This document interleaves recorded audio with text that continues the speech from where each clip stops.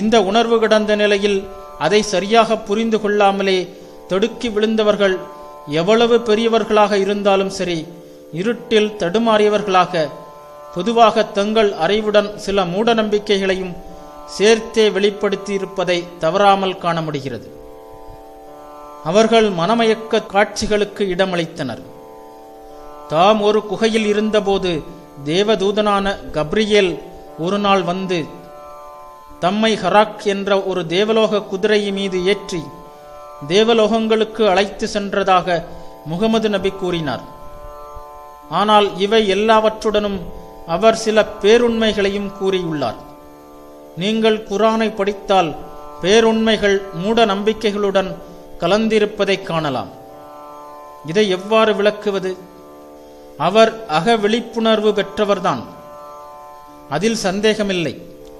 ஆனால் அவர் அந்த விழிப்புணர்வின் மீது தடுக்கி விழுந்தவர். அவர் பயிற்சி பெற்ற யோகி அல்ல. தான் என்ன செய்கிறோம் என்பதன் பொருள் அவருக்கு தெரியவில்லை. முகமது நபி உலகிற்கு செய்த நன்மையையும் அதே சமயத்தில் அவரது மத வெறியால் ஏற்பட்ட பெரும் தீமையையும் நினைத்து பாருங்கள். அவருடைய தவறான உபதேசங்களின் காரணமாக எத்தனை லட்சக்கணக்கானோர் படுகொலை செய்யப்பட்டனர். அன்னையர் குழந்தைகளை இழந்தனர். குழந்தைகள் அனாதைகள் ஆயின. தேசங்கள் அழிக்கப்பட்டன. லட்சக்கணக்கானோர் உயிரிழந்தனர்.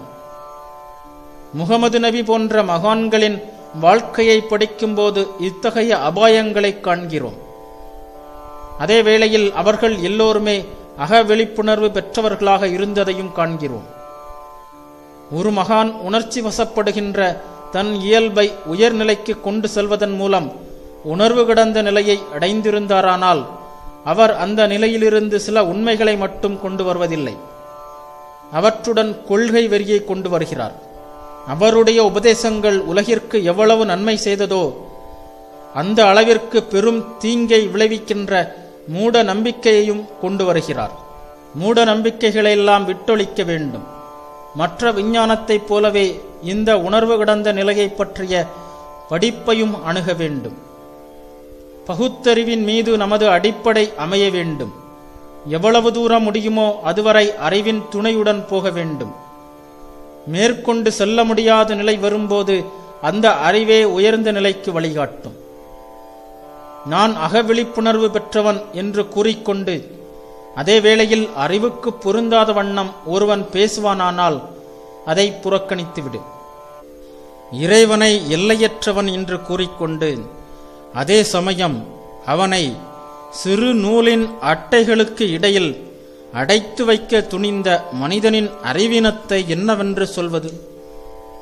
நூல்கள் கூறியதில் நம்பிக்கை வைக்காததன் காரணமாக இறையறிவு முழுவதுமே ஒரு குறிப்பிட்ட நூலில் உள்ளது என்பதை நம்பாததன் காரணமாக எத்தனை லட்சக்கணக்கான மக்கள் உயிரிழந்துள்ளனர். இன்று இந்த கொலையும் கொடூரங்களும் ஓய்ந்துவிட்டன. ஆனால் உலகம் இன்னும் புத்தகங்களில்தான் பயங்கரமாக கட்டுண்டு கிடக்கிறது.